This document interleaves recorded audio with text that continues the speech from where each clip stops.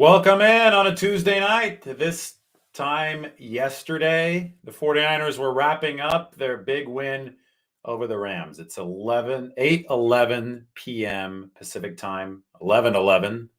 Good luck for those of you on the East Coast, but that's around when primetime games end on the East Coast. On the West Coast, they get done a little bit earlier, and that's good for those of us who have to work those games, write some articles. I didn't get home until about 1 a.m. last night, back into the city after covering 49ers Rams. Had to write the big article about the defense afterward, send out some tweets, do some good stuff. So we're very happy here to be back at home the day after analyzing this game. It's been a busy day after. It always is, especially after a game against the Rams. This one has made the 49ers Super Bowl formula familiar and clear. I don't think it was all too clear or familiar for people after the 49ers played at Denver and their offense was anemic. I mean, it was a putrid offensive performance for the 49ers. And, overreactions or not, it's a lot harder to see the path forward after an 11-10 loss. I don't care how good the defense was in Denver. They did force Russell Wilson to the 9-3 and outs, but the 49ers went 1 for 10 on third downs of their own. And you're just not in an offensive league. You're not going to get very far converting 10% of your third downs. But after what we saw the 49ers do to the Rams on Monday night, the blueprint's there. And, I was talking about this a little bit earlier today on our podcast, our Here's the Catch podcast, which is up on my Twitter. You can go ahead and check that out. It is the Athletics podcast. It is Matt Barrows, former 49ers defensive lineman, Dennis Brown, and me.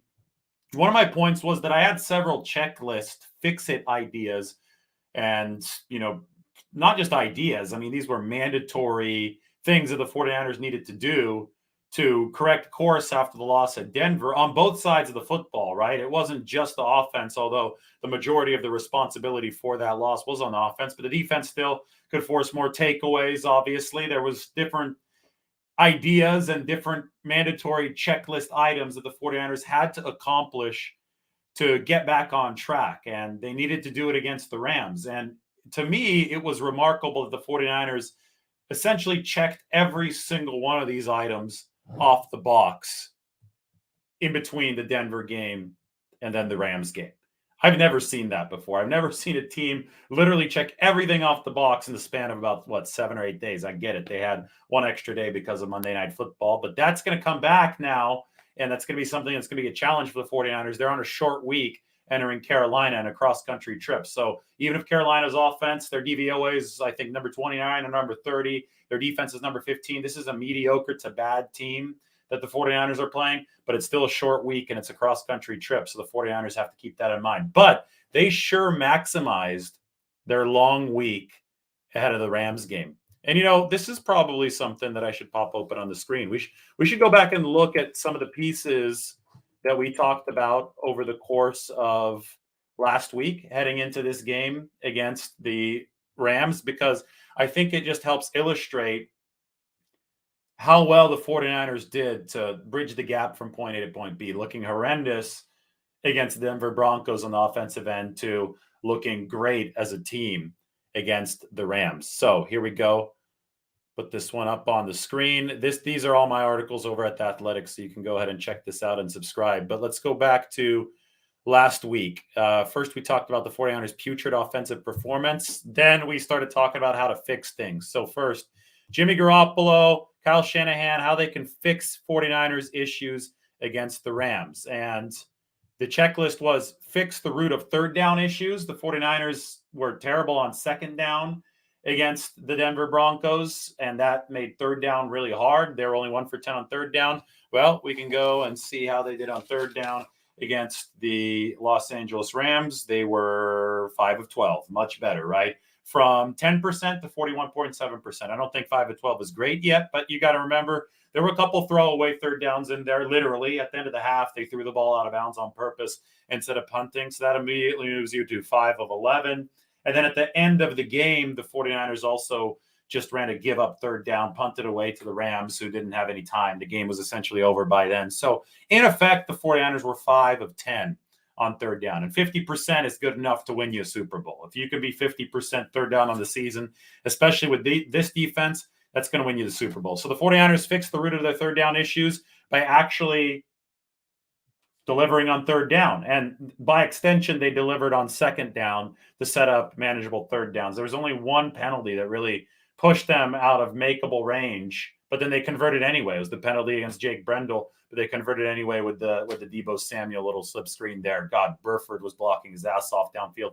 Aaron Banks was blocking. Aaron Banks is moving now. That's really been a development.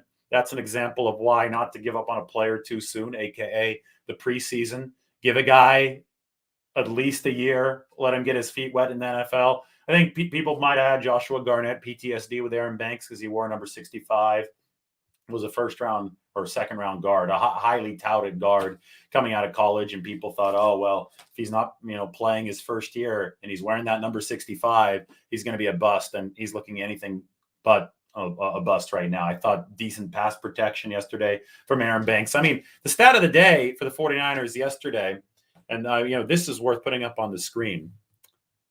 Pressures on Monday night. The 49ers had 36. The Rams had 5. 49ers had 36 pressures. The Rams had 5. Nick Bosa himself had 14 pressures. The Rams as a team had 5. That is complete and utter domination along both lines of scrimmage. That's the only way that you can get a statistic as absurd as the one on the screen right below me. You have to dominate both sides of the line of scrimmage. So anyway, this is all tied together. I talked about the 49ers issues after the Denver game. As you can see here, they were terrible on second down. You see them, the very bottom left, in efficiency on second down. I can actually probably pull up their second down efficiency in the game against the Rams. We can see here. Let's go offense. Let's go downs, just second down. And what week was this? Week 4? Yeah, we're going to go regular season, week 4 minimum. Let's go 15 plays just to get it up here. Let's see where the 49ers dot ends up here, because it was at the very bottom left, as you can see, for second down conversions, and that set up terrible third downs. We can see where they ended up against the Rams. Well, still in the bottom left quadrant, but the poor Vikings took their spot this week at the very bottom left. So the 49ers weren't great on second down, but they were acceptable, right? The drop back efficiency was about average. The run efficiency wasn't great, but they were sure good on third downs. And I'm sure if you slide this over 1 to third downs, we will see that the 49ers, I'm guessing upper right, or at least in the middle of this graph, because 5 of 10 was efficient. Some of their biggest plays came on third down in this game. The Deebo Samuel touchdown came on third down. Jimmy Garoppolo hitting him on the slant. Of course, the first down for Deebo Samuel as well came on third down. Now, this is out of only 15 plays. So here you go. Yeah, the 49ers are on the right. Maybe we put fewer plays to filter this out, but the 49ers are on the side of the chart that you want them to be on. So we talk about fixing what went wrong last week. Yeah, they're right here with the Bengals and the Chiefs, who were all good third down performers this past week. Seattle playing Detroit's defense all the way up there in the upper right. If not for Seattle, the 49ers would be clustered up with arguably the best performers in the league. In fact, it looks like the 49ers drop back EPA on third down led the league. Let's see. We'd sort it here. Second to only, Jacksonville's way down here. So Jacksonville had a great drop back EPA. 49ers were second. So you had Trevor Lawrence, Jimmy Garoppolo, Mahomes, Joe Burrow, Geno Smith, Herbert here, rounding out your top 6 in third down EPA in this game. So the 49ers did the first key that we talked about. That was fix the root of the third down issues. The second key was right here, adapt without Trent Williams. Yes, they did that. Colton McKivitz was good in the absence of Trent Williams. But, even after McKivitz went down, the 49ers continued churning. That was with Jalen Moore in there. Expect him to be the left tackle moving forward here against Carolina. And the 49ers are going to have to do more of the same. Kyle Shanahan, we talked about him being in his bag, right? We talked about Kyle Shanahan being able to scheme around the 49ers' deficiencies up front. You got to give a whole lot of people credit for that. I mean, from the quarterback, obviously, Jimmy Garoppolo deciding and releasing within 2.44 seconds on average. That was huge. But also receivers getting open early. Jawan Jennings was able to create separation early in this game to create some space for the 49ers, and he created separation quickly so that Garoppolo could get rid of the ball. That's one way to adapt Trent Williams. And then I talked a little bit earlier today, and this is one that I will put up on the screen. I talked earlier today about the Spencer Burford, Dan Brunskill situation. And this to me was extremely, extremely telling about the 49ers locker room. So Brunskill and Burford split time in this game. And this was Brunskill's first season action. This is obviously Burford's first career season. And Brunskill, coming off the hamstring injury, I think is obviously a threat to take the 49ers right guard job. He might be better allocated at somewhere like center or maybe even swing tackle. But he split the reps with Burford in this game.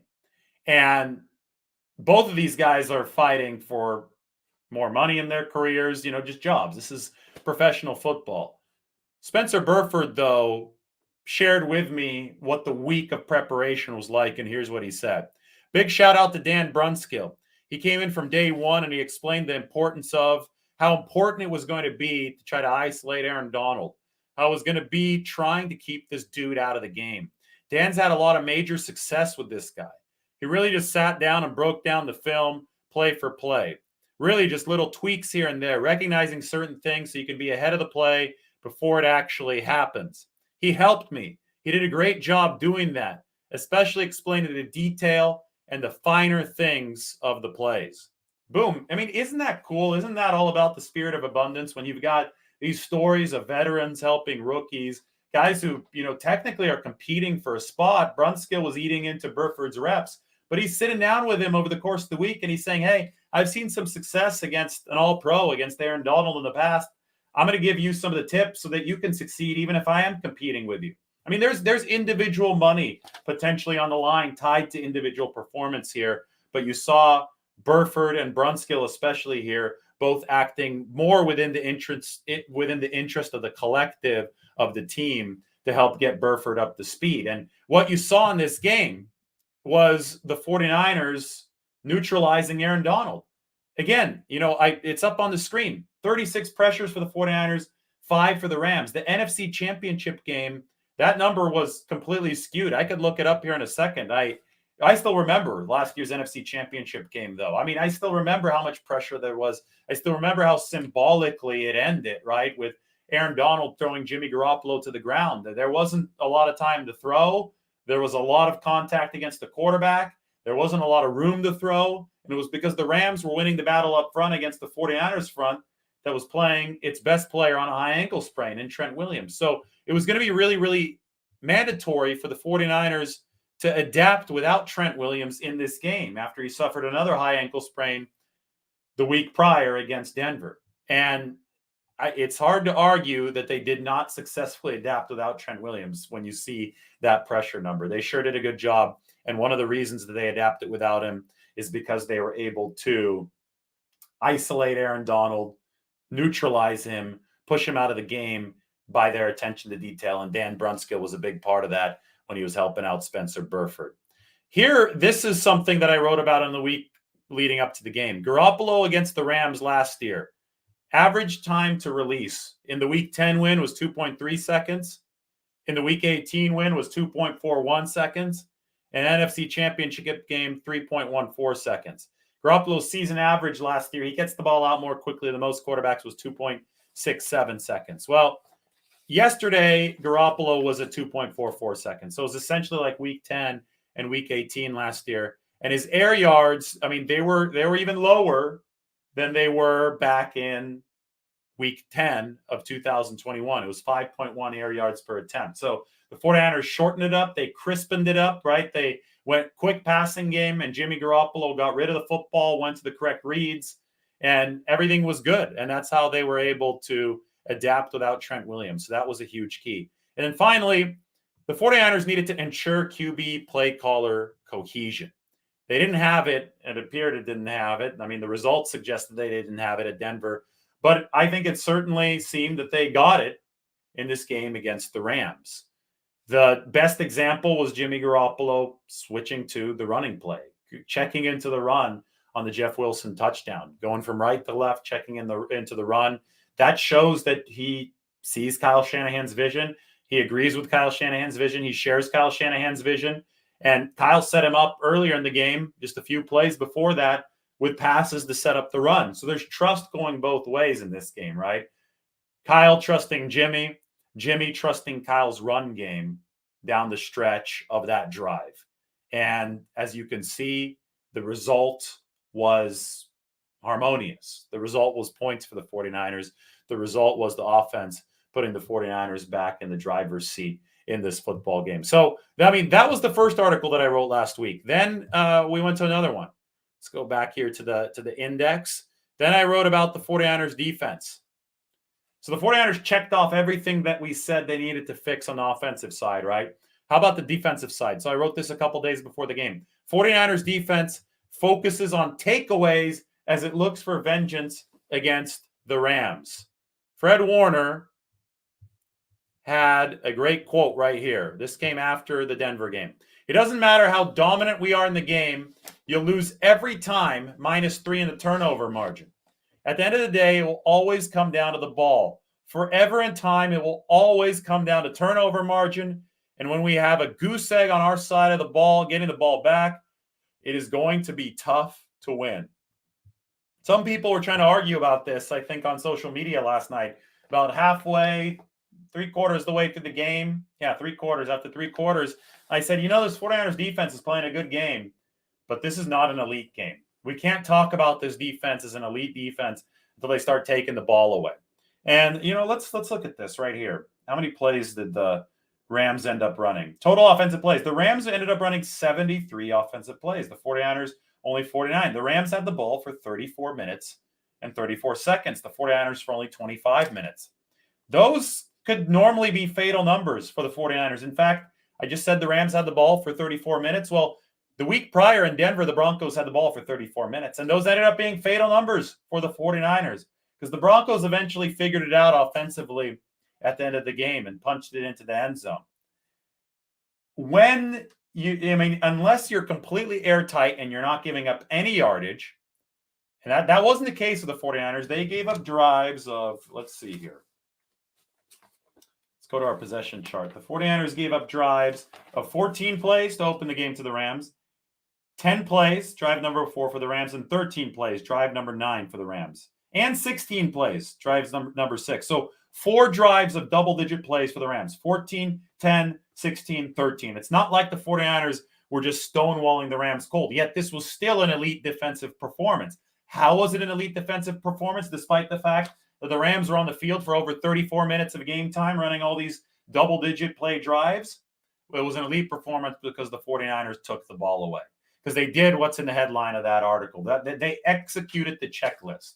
This defense had to take the next step, and the next step was going out there and preying on Matt Stafford, who was a pick-6 machine. In fact, the 49ers' last 5 pick-6s have all come against the Rams. Stafford threw one last year to Jimmy Ward. Then you go back to 2020, Javon Kinlaw had a pick-6 against Jared Goff. Then you go back to 2019, and there was a pick-6 for Fred Warner that looked an awful lot like Jimmy Ward's and Talanoa Hufanga's from last night. 49ers got another turnover later on to completely seal the game. That was a strip sack from Sensum Ebukam that Kerry Hyder ended up recovering. But long story short, this wouldn't have been a elite defensive performance, and it might not have been a win had the 49ers not notched that takeaway. I mean, think about it. The 49ers don't get that Talanoa Hufanga pick-6. If he doesn't make that play, you're looking at a Rams team that had already notched 3 double-digit play count drives by that point. A tired 49ers defense. I think the Rams had just recently, before the Hufanga pick-6, picked up a first down, and they're only down by 7 or maybe 8 points, right? 17-9. So the Rams could easily go, drive, tie that game. I mean, all of a sudden, it's a completely different ball game. The interception from Talanoa Hufanga yesterday absolutely changed everything. Okay, anyway, so we talk about the 49ers Super Bowl formula being familiar and clear. Well, they executed two of the things on both sides, well, more than two of the things, two of the facets, but multiple checklist items in two facets of the game. They executed the fixes they needed to fix from Denver to the Rams. And that brings us to looking at what the 49ers must do on both sides of the football to cumulatively turn into a Super Bowl team. So I introduced to you team tiers from Ben Baldwin's website. This is a look at efficiency of all teams around the NFL. We can make this take up the full screen so everyone can enjoy exactly where the 49ers are. Now, you'll notice that I didn't include week 1 on here because week 1 was in a monsoon and the 49ers had a different quarterback than they will have for the rest of the season in week 1. So this is weeks 2 to 4. Small-ish sample, but enough to start, really looking at what each team is doing well, at least right now. The horizontal axis is offense, so you want to be further to the right if your offense is better. Vertical axis is defense. If your defense is better, you'll be higher up here. Diagonal lines make team tiers. So who's here near the very top? The 49ers. That means their defense has been elite. They also are slightly above average offensively, even with that terrible Denver game. So the 49ers are in the second tier of NFL teams. Philadelphia and Buffalo are top tier NFL teams. The 49ers are right in there, profile-wise, similar to Jacksonville. And we can say that Cincinnati is also a tier 2 team. Kansas City on the bubble between tiers 2 and 3 with a really good offense, but a middling defense. Okay, so the 49ers want to continue moving to the right here. They want to keep their logo at the top vertically, but they want to move it horizontally. And if they keep on getting better offensively, that project started against the Rams, well, then the 49ers will be a tier 1 team. They'll be in there with the Eagles and the Broncos. So let's take a look at this by individual halves of the football. Defense, we go with them first because the defense has been dominating for the 49ers. It is the defense's job to continue pushing history. And this is just isolated by defense, what I just popped up on the screen. You want to be up and to the right. The horizontal axis, so being further to the right means you're better at pass defense, drop back EPA per play allowed, and the vertical axis is better for rushing EPA per play allowed, which is run defense. As you can see, the 49ers have a good run defense, not quite as good as some of these teams on the left-hand quadrant. The problem is the best run defense teams aren't as good in pass defense. You can see the Rams here. They have the best run defense in the league. But the 49ers, for these teams that are really, really good at pass defense, they have a decent run defense. Now, the 49ers are the best defense in the league, according to this efficiency chart. They're up and to the right. And as their run defense potentially gets better, they'll move further up. Teams may not want to run as much on the 49ers. And when they do, if the 49ers stuff them, the rush efficiency on the other side is going to go down. And the 49ers are just going to move further up and to the right. So the key for the 49ers defense is to continue pushing history. Because as we speak right now, the 49ers defense has allowed only 3.8 yards per play. That is the best number on record, but we've only seen 4 games. The 49ers need to play more than 4 games.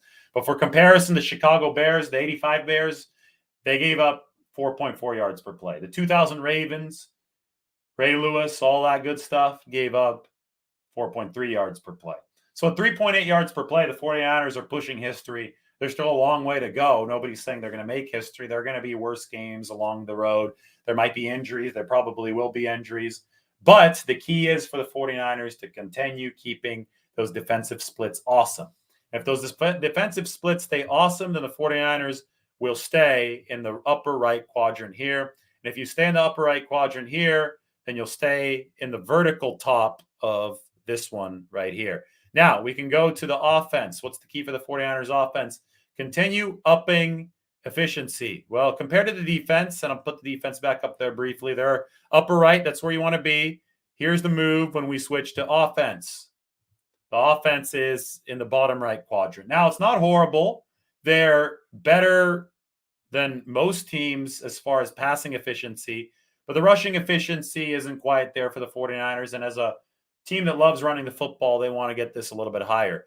But, in general, the 49ers, if they just continue improving offensively, if they can move this dot up, this logo up, and get Jimmy Garoppolo to continue being more efficient, so move it to the right, then you will see the corresponding dot here, team tiers, move further to the right, and you'll see the 49ers enter tier 1. And that is the visual goal of what the 49ers want to do this season. They want to continue upping offensive efficiency, and they want to push history on the defensive side of the ball. And don't forget that special teams must iron out some kicking issues. The punting has been good. They've pinned opponents back. They haven't given up much punt return yardage at all. The main special teams gaps have come from Robbie Gould missing a field goal in this game against the Rams. And then earlier on against Seattle, the 49ers, I think that was probably Ross Dwelly's fault. Fell asleep on the blocking assignment. Seahawks blocked the kick, took it all the way back. So the 49ers ranked number 29 DVOA in special teams right now. It's still not good enough, right? They're number 26 last year, but I think a lot of that's heavily weighted by those two field goal game failures of the 49ers do need to mix. But that is the 49ers Super Bowl formula, folks. It's clear now. It's not hard to see. You combine a powerful defense with an efficient offense, then you go to town and you have fun with it, because that's complementary football at its very, very best. Okay, I'm going to take a few questions on this beautiful evening. Before I do, I would like to remind you to subscribe to The Athletic and subscribe to this channel. Welcome to our 2022 49ers coverage. See quite a few of you on this beautiful Tuesday night as the 49ers are trying to turn this win against the LA Rams into a surge against the Carolina Panthers and then the Atlanta Falcons. All right, 245 comments. It's going crazy out there. I haven't looked at any yet. So why don't we open up the 49ers Q&A. Hendricks asks, why aren't the 49ers running the naked bootlegs? I thought they might run one on the third down where they ran the play fake and then the throw to Kittle that Jimmy Garoppolo hit. It was a beautiful throw, but unfortunately, George Kittle stepped out of bounds. I thought one might be coming there. They didn't need to last night. Again, as far as naked bootlegs go, you do that if you really can't handle the pressure. 49ers handled the pressure yesterday. These are the pressures. Only 5 for the Rams. No sacks for the Rams. They didn't need to drop that out of their arsenal. Now, remember that the 49ers and the Rams play again in less than a month. I believe it's October 30th that the 49ers and the Rams play again. So that's just a few weeks away. There are going to be second go-rounds against every single NFC West opponent. And you typically want to keep on surprising your divisional opponents, even though it's hard to. So you got to leave some stuff in the bag, especially if you don't need everything to beat them. So to answer that question, I really do think that the 49ers are in a position where you will see more of the bootleg stuff as this season moves forward. You'll see more passes to Kyle Juszczyk. I think he's a second time through the order kind of guy, so you can throw a few of those change-ups. All right. Oh, my God. Scarface thinks that the 49ers are going to beat the Panthers 36-9. I will caution you that short weeks aren't good in the NFL. 49ers are going to have to fight through that. The Panthers might be an inferior opponent, but the 49ers are traveling cross-country, and it is a short week. Thankfully for the 49ers, it's not an early body clock start. It starts at 4 p.m. Eastern, 1 p.m. Pacific, because if it were an early body clock start, I would even expect that to impact the betting line a little bit. But as of right now, I've heard 49ers by 6.5 in this game as they prepared to head to the East Coast. All right, if you guys have any questions, go ahead and put them into the comment section. Does Jimmy Ward supplant Gibson once he's healthy? Yes, Jimmy Ward will supplant Gibson, but I don't think Gibson's going to be knocked out of the lineup entirely. I think you're going to see the 49ers run a lot of 3 safety. Talanoa Hufanga is such a good shark blitzer that, obviously he's not leaving the field, but Gibson is so assignment sound on the back end that I think you trust him to stay on the field. Both Jimmy Ward and Jason Verrett are expected back at practice starting tomorrow. I'll be sure to get some video of them posted up on the internet, so be sure to like the videos here, subscribe to the channel. But the 49ers have the luxury of easing both of those guys in. They're going to have a 3-week window from which to activate them from IR. They won't take up a roster spot, but they can practice for 3 weeks. And, maybe they utilize some of that time, especially with somebody like Jason Verrett, because I really don't see any room for Jason Verrett with how well Emmanuel Mosley is playing and obviously Charvarius Ward being the big money cornerback. I was talking with a friend today, my friend Keith. Hopefully he's watching right now. But we, said that, maybe, just maybe, you find a way to mix Jason Verrett in and some nickel packages. I mean, you've been rotating, cycling through Deommodore Lenoir and Samuel Womack at that nickel spot, a couple youngsters. You're obviously not going to want to take Mosley or Ward off the field.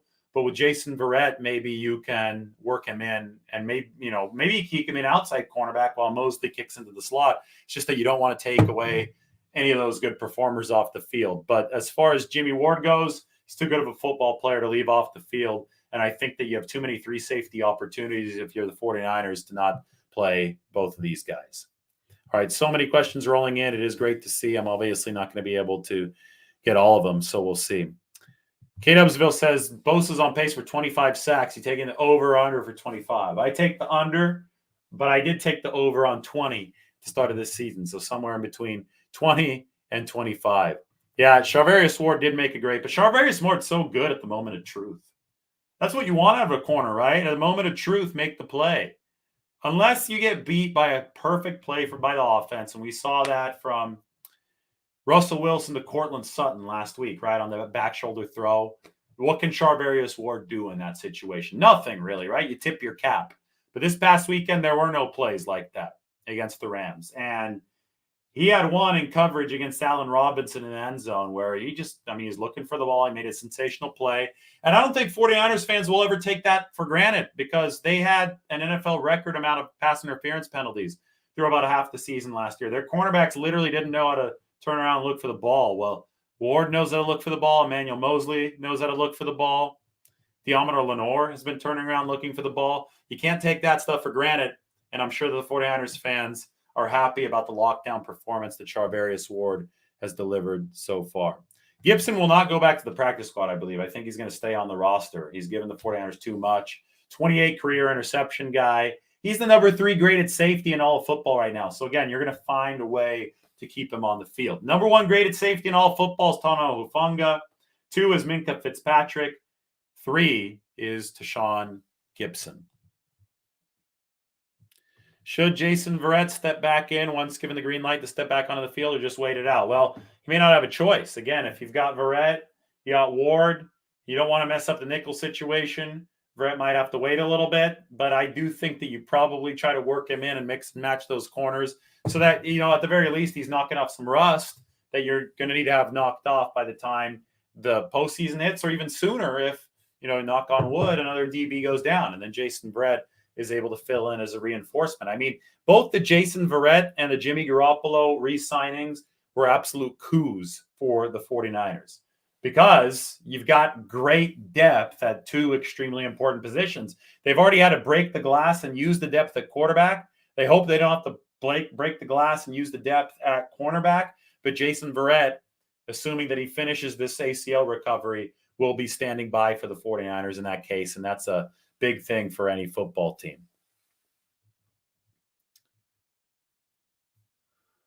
All right. If you guys have any questions, go ahead and pop them through. Let me get a few drinks of water here.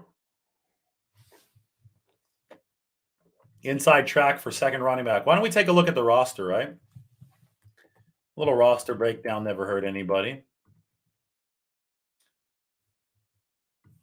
Put this big up on the screen. Those of you who don't like a lot of tabs, I apologize in advance. But here's the roster. Go through the positions. Jimmy Garoppolo, Brock Purdy at quarterback.